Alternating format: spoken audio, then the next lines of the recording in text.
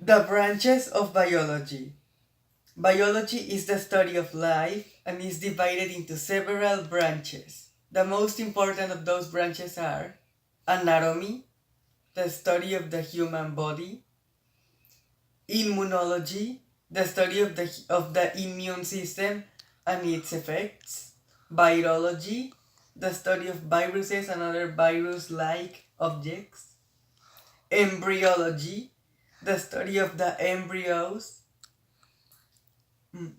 botany, the study of plants; zoology, the study of animals and their classification; genetics, the study of genes, genetic material, and several modifications to the genome; paleontology, the study of fossils; and anthropology, the study of ancient humans based on artifacts they left behind. How did life originate in this planet? One of the most important questions that people make is, how did life originated in this planet? For many years, people believed that a supreme being created life. Then, they believed that life generated spontaneously from thin air. Several experiments concluded that none of that theories was right, and scientists have now several more scientifically accurate theories. The first one is that electrical activity up in the atmosphere was the responsible of creating life. Other theories state that life began in the depths of the ocean, where all the chemicals such as carbon, oxygen, and phosphorus necessary to create life were combined. Also, some people believe that life was brought here by comets and asteroids crashing into the earth. All of those are just theories, because we don't know exactly how life formed, and that might be a mystery for a long time. Well, I'm going to talk about the characteristics of living things and the differences between the prokaryotic and the eukaryotic cells. First, we have the 8 characteristics of living things, which are that living things are made of one or more cells, they display organization, living things grow and develop, they have reproduction, they respond to stimuli, they require energy, they maintain homeostasis, and they adapt and evolve over time. The main difference between the eukaryotic and prokaryotic cells is that eukaryotes have an endomembrane system and prokaryotes do not. Another differences between the eukaryotic and the prokaryotic is that eukaryotic has a nucleus and the prokaryotic do not. The number of chromosomes in the eukaryotic is more than one, and in the prokaryotic is just one, but it is not a true chromosome, it is a plasmid. The cell type of the eukaryotic is usually multicellular, and in the prokaryotic is usually unicellular, but some cyanobacteria may be multicellular. The true membrane-bound nucleus is present in the eukaryotic cell, but do not in the prokaryotic. An example of eukaryotic cells could be animals and plants, and an example for prokaryotic cells could be bacteria and archaea. I'm Edson and I'm going to talk about history of microscope, the cell and cell theory, and levels of organization. Well, in 1590, Janssen and his father Hans began to experiment with lenses. They put several lenses in a tube and made a very important discovery. They had just invented the compound microscope. Galileo Galilei heard about this experiment and began experiment on his own. He described the principles of lenses and light rays and improved both the microscope and the telescope. He added a focusing device to his microscope, and of course continued to explore the skies with his telescope. Then Antony Leeuwenhoek from Holland was able to make small lenses with large curvatures. Then round lenses produced a greater magnification, and their microscope could expand up to 218. So bacteria, yeast, blood cells, and many tiny animals swimming in a drop of water. The cell and the cell theory. By definition, a cell is the fundamental and structural unit of all living organisms. It is the smallest biological, structural, and functional unit of all plants and animals. Therefore, the cells are called building blocks of life or basic units of life. The cell theory, which states that cells are the basic units of all living organisms, plants and animals. But the cell theory will not be explain how new cells arise. In 1855, Rudolf Virchow, a German physiologist, declared in German Omen cellula and S cellula, which means that the new cells come from already existing cells. There are three important points of the modified cell theory are the following. The first, the cell is the basic structural and functional unit of all living organisms. The second, all living organisms, plants and animals are made up of cells. The third, all cells arise from pre-existing levels of organization. The scientific study of different levels of organization of living beings help us to better understand the complexities of its structure and function. Every organism on Earth, from the smallest to the largest, follow this establishment. This topic is of great importance in the field of environmental science, as it helps to establish the meaning of each living being on this planet. Environmentalists devise ways to preserve the ecosystem through knowledge of these levels of organization. There are 13 levels of organization. In sequence, they are represented as atoms, molecules, organelles, cells, tissues, organs, system of organs, organism, population, community, ecosystem, biome, and biosphere. Atom, it is the most basic and fundamental unit of matter. Molecule, the formation of chemical bonds between two or more atoms leads to the formation of a molecule.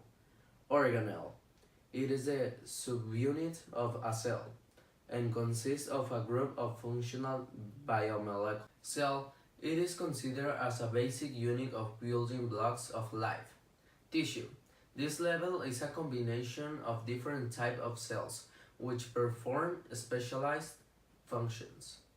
Organ, it is performed certain in function with the help of different tissues.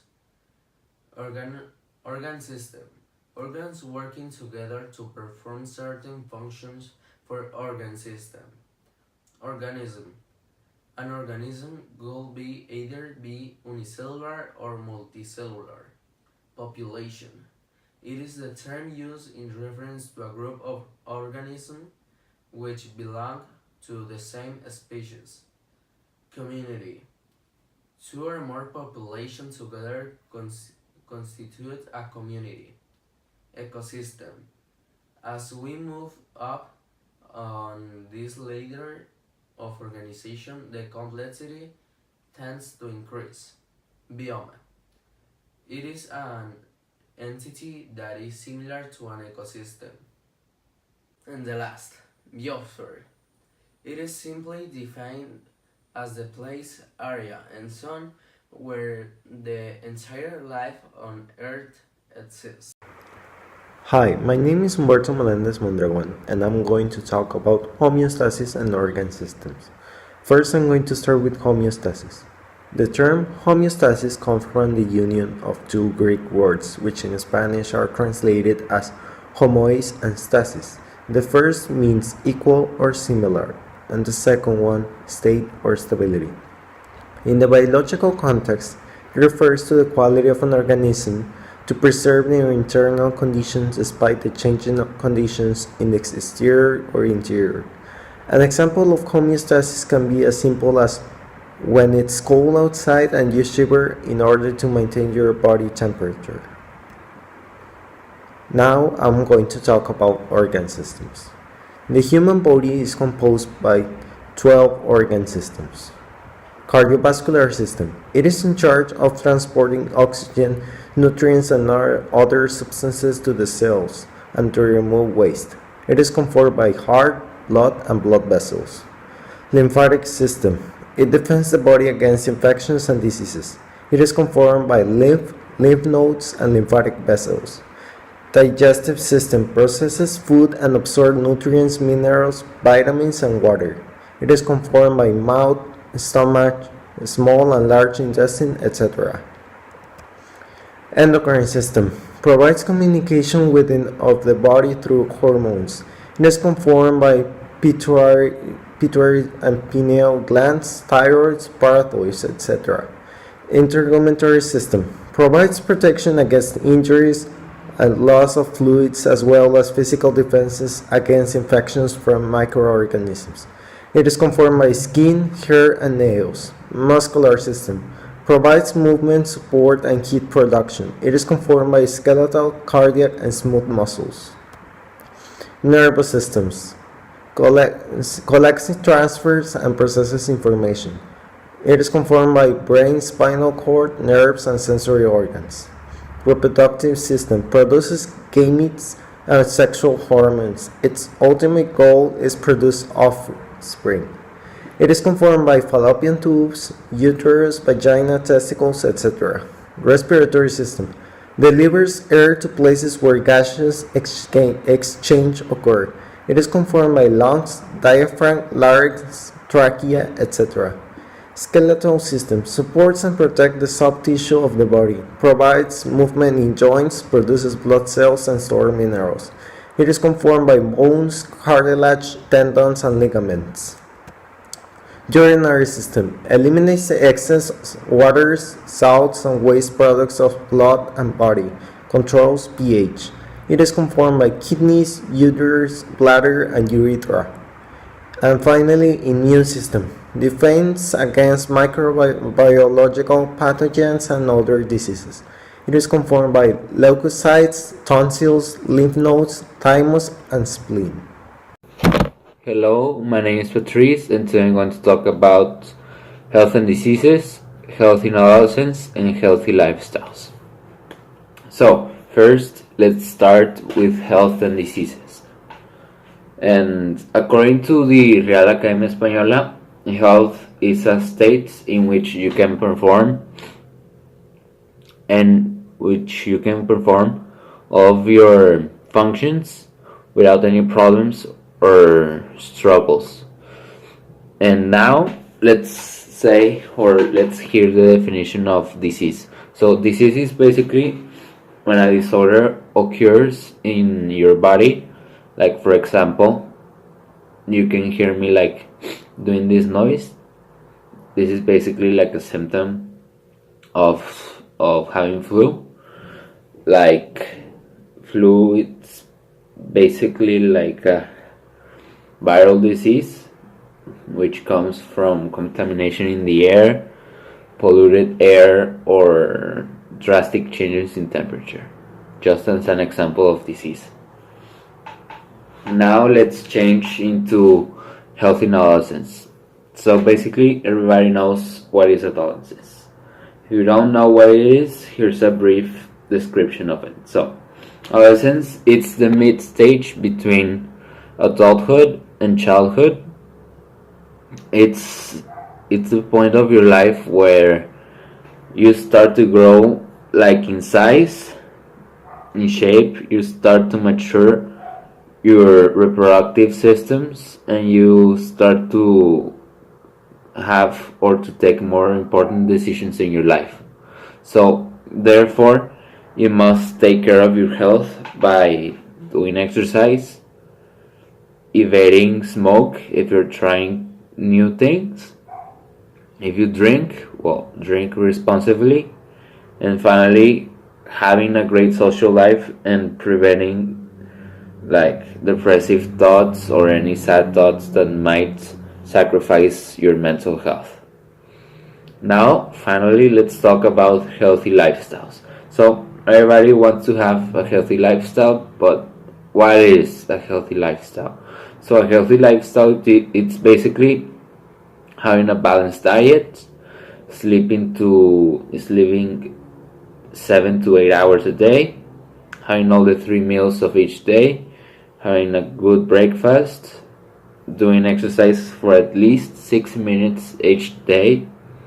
If you drink, at least drink alcohol responsibly and never smoke, and also taking care of your body physically. And if you're going to have injuries, or if you happen to get injured by something or get a disease, at least take some rest and rest your body for a while, and then until you're ready to do some exercising or doing your normal routine, well, do the routine once again. So that's my take on health and diseases, health in adolescence, and healthy lifestyles. Thank you.